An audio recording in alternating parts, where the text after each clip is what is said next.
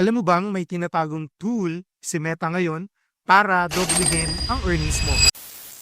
Alam ko ang struggle natin bilang mga digital content creators at social media managers. Puyat sa pag-edit, tapos pagising mo, wala pa ring earnings or restricted na ang content na ginawa mo. Mas masakit pa si breakup. Pero ngayon, si Meta na mismo ang naglabas ng paraan para tulungan tayo gamit ang Edits app at Vibes app. Paano ba i-access ang mga ito? Napakadali lang at sundan niyo po ako. Una, buksan mo ang iyong professional dashboard. Tapos, hanapin at itap ang monetized. Sunod, i-click mo ang content monetization. Scroll down lang po hanggang sa makita ang create original content with ease.